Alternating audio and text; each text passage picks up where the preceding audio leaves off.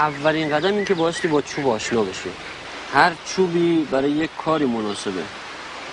مثلا اینو بگی ببین چقدر نرمه، چوب درخت سپیداره، برای کنده کاری خوبه. ولی اینو ببین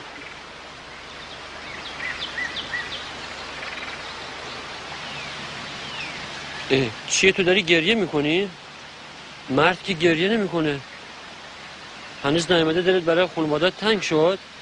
نه. پس چی؟ میدونی چیه؟ هیچ کی منو دوست نداره. عزیزم منو دوست نداره. چون بینایی ندارم همه میکنن دستم فرار کنم. اگه چشم داشتم میرفتم مدرسه روستا.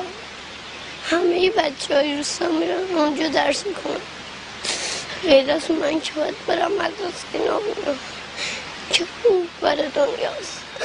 معلم میگه خدا شما نابینا ها رو بیشتر دوست داره چون نمیبینید. ولی من گفتم اگر ما رو دوست داشت نابینا نمیکرد تا اونو نبینیم.